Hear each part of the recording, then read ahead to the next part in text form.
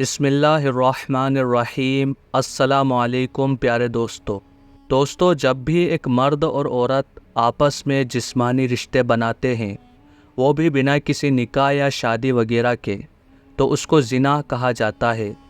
مسلمانوں کی سب سے زیادہ اہم اور مقدس کتاب قرآن کے اندر لکھا ہے، زنا کے قریب بھی نہ جاؤ۔ بے شک یہ بڑی بے حیائی اور برائی کا راستہ ہے۔ صرف قرآن ہی نہیں بلکہ اگر آپ لوگ اتہاس پر نظر ڈالیں گے تو آپ کو پتہ چلے گا کہ دنیا کے الگ الگ وقتوں پر الگ الگ علاقوں میں جتنے بھی پیغمبر یعنی کہ پروفٹ آئے ہیں، ان کے فالوورز کو بھی زنا کو لے کر وارننگ دی گئی تھی، یعنی ان کو اس سے روکا گیا تھا اور اس کو ایک بڑا اور خطرناک گناہ قرار دیا گیا تھا۔ اسلام میں تو زنا کو اتنا زیادہ بڑا گناہ مانا گیا ہے کہ جب خلافت یا پھر سلطنت وغیرہ کا دور ہوا کرتا تھا تو زنا کرنے والے لوگوں کو سب سے خطرناک سزاؤں میں سے ایک سزا دی جاتی تھی۔ فی الحال دوستو، آج کی اس ویڈیو میں ہم نظر ڈالیں گے اسی زنا کے اتہاس پر، یعنی کہ اس کی تاریخ پر کہ آخر ہماری دنیا میں اس چیز کی شروعات کب اور کیسے ہوئی تھی، اور وہ کون بدبخت انسان تھا کہ جس نے دنیا کے اتہاس میں سب سے پہلے زنا کیا تھا، یعنی کہ سب سے پہلے ناجائز سمبند بنایا تھا۔ دوستو، یہودی لوگوں کی مقدس کتاب تالمود کے مطابق حضرت نوح علیہ السلام کے اوپر جو آسمانی کتاب نازل ہوئی تھی، یعنی جس کو ہم لوگ صحیفہ وغیرہ بھی کہہ سکتے ہیں، اس کے اندر ان کو جو 7 احکامات دیے گئے تھے، ان میں سے ایک حکم زنا کی مذمت کرنا اور اس کی روک تھام کرنا بھی تھا، جس سے پتہ چلتا ہے کہ حضرت نوح علیہ السلام کے دور میں بھی آلریڈی عام لوگوں میں زنا جیسا یہ کام پھیل چکا تھا۔ اسی لیے ہم کو اس کی جڑ ڈھونڈنے کے لیے اور بھی پیچھے جانا پڑے گا۔ یہ بات ہے بالکل ابتدا دنوں کی کہ جب دنیا کے پہلے انسان یعنی کہ حضرت آدم علیہ السلام اور ان کی بیوی حضرت حوا کے یہاں پر ایک ساتھ ایک لڑکا اور ایک لڑکی کی پیدائش ہوا کرتی تھی۔ اس دور کے قانون کے حساب سے اس لڑکے اور لڑکی کی شادی دوسری مرتبہ پیدا ہونے والے لڑکے اور لڑکی کے ساتھ کر دی جاتی تھی، مگر پریشانی اس وقت شروع ہوئی کہ جب حضرت آدم علیہ السلام کے ایک بیٹے قابل نے اپنے ساتھ میں پیدا ہونے والی ایک لڑکی اکلیمہ کے ساتھ شادی کرنے کی کوشش کی۔ وہ اس لیے کیونکہ قانون اور دستور کے مطابق جس لڑکی کے ساتھ اس کی شادی ہونا تھی، اس کے مقابلے میں اکلیمہ حد سے زیادہ خوبصورت تھی۔ اس کے الٹ اس اکلیمہ کا نکاح قانون اور دستور کے مطابق حابل کے ساتھ ہونا تھا کہ جو حضرت آدم علیہ السلام کا ایک بہت ہی نیک بیٹا تھا۔ پیغمبر حضرت آدم علیہ السلام نے قابل کو سمجھانے کی کوشش بھی کی، لیکن جب وہ نہیں مانا تو حضرت آدم علیہ السلام نے حکم دیا کہ تم دونوں یعنی کہ قابل اور حابل اپنا یہ معاملہ خدا کی بارگاہ میں پیش کرو۔ حضرت آدم علیہ السلام کے حکم پر ان دونوں نے ہی اپنی اپنی قربانیاں خدا کے سامنے پیش کی۔ معاملہ یہی تھا کہ جس کی بھی قربانی قبول ہو جاتی ہے، خدا کے قانون کے حساب سے وہی اکلیمہ کا اصلی حقدار ہوتا۔ اس دور میں قربانی قبول ہونے کی پہچان بھی یہ تھی کہ جس کی قربانی قبول ہوتی تھی اس کی قربانی کو آگ جلا دیتی تھی۔ فی الحال حابل کی قربانی قبول ہوئی، جس کے بعد حضرت آدم علیہ السلام نے اکلیمہ کو حابل کے ساتھ منظور کر دیا،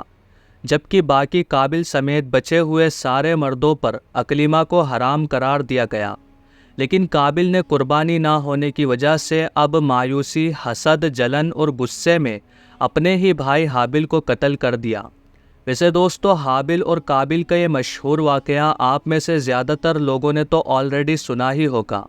یہ بھی پتہ ہوگا کہ قتل کرنے کے بعد اس نے کیسے حابل کو دفنایا تھا، اور یہ بھی پتہ ہوگا کہ اس طرح سے قابل ہی ہماری دنیا کا پہلا قاتل بنا تھا۔ لیکن آپ میں سے بہت کم ہی لوگ جانتے ہوں گے کہ پہلا قاتل ہونے کے ساتھ ساتھ قابل ہماری اس دنیا کا پہلا زانی یعنی کہ زنا کرنے والا انسان بھی تھا،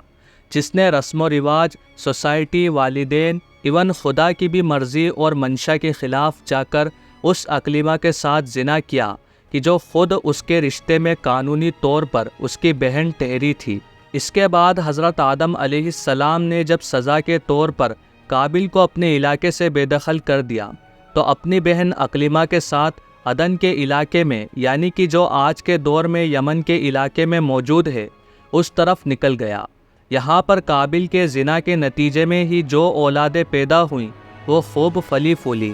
اور آگے جا کر انہوں نے ہنو نام کے ایک شہر کی بنیاد بھی رکھی۔ حابل کے قتل ہونے سے لے کر ادھر عدن میں آباد ہونے تک، اور پھر اس پورے علاقے میں اس کی نسلوں کے پروان چڑھنے تک، اس پورے دور میں ہی شیطان قابل کے ساتھ بھرپور رہا۔ شیطان کے بہکانے پر ہی قابل نے دنیا میں پہلی بار غیر خدا کی عبادت شروع کی۔ اس کے علاوہ بھی شیطان نے اب دھیرے دھیرے قابل کی اولادوں کو اور بھی بہت ساری چیزیں سکھانی شروع کی۔ ان لوگوں نے آلات موسیقی تیار کرنے کے ساتھ ساتھ اب جسم کی نمائش کرنا تک شروع کی۔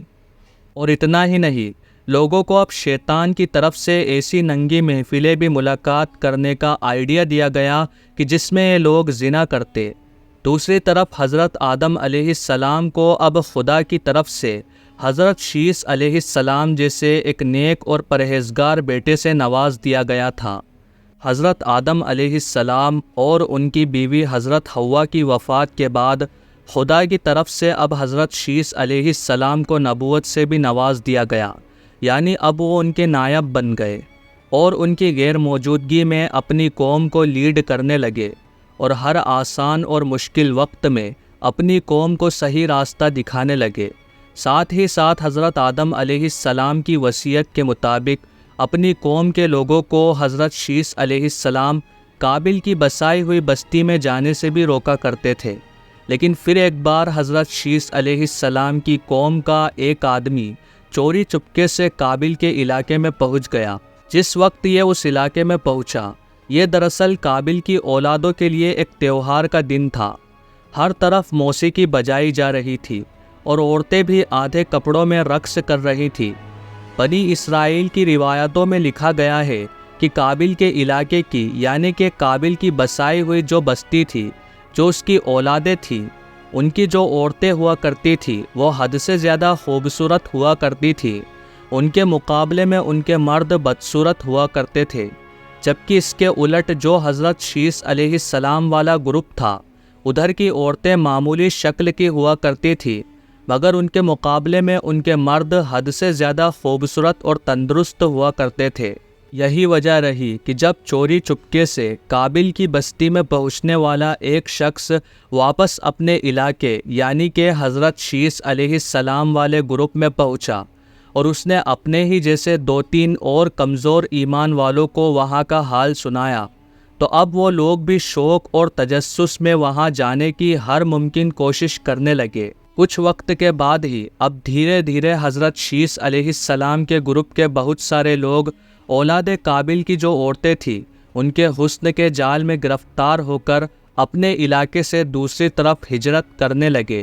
یعنی کہ شہر ہنوک میں جا کر آباد ہونے لگے۔ روایات بتاتی ہے کہ کچھ وقت کے بعد ہی اب حضرت شیس علیہ السلام کے گروپ کی تعداد بہت کم ہو گئی تھی،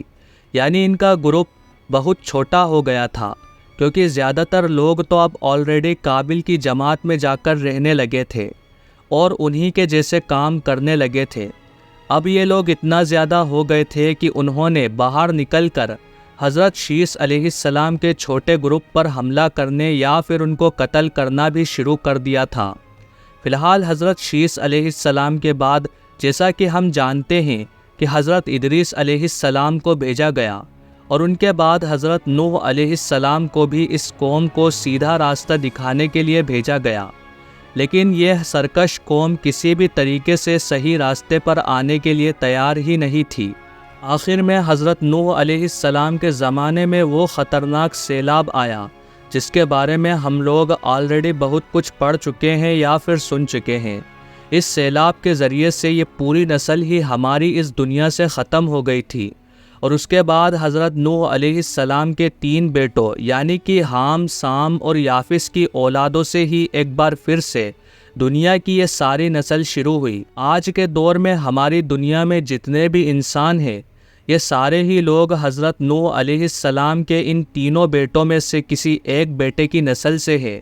فی الحال دوستو، آج کی اپنی ویڈیو کو ہم یہیں پر ختم کرتے ہیں۔ ویڈیو پسند آنے پر نہ صرف ویڈیو کو لائک کریں بلکہ اپنے فرینڈس کے ساتھ بھی ضرور شیئر کریں، اور اسی طرح کی نالج اور ہسٹوریکل ویڈیو ہمیشہ دیکھنے کے لیے ہمارے اس چینل کو سبسکرائب کرنے کے ساتھ ساتھ بیل آئیکن کو بھی پریس ضرور کریں۔ اللہ تبارک و تعالی آپ کا اور ہمارا حامی اور مددگار ہو، آمین۔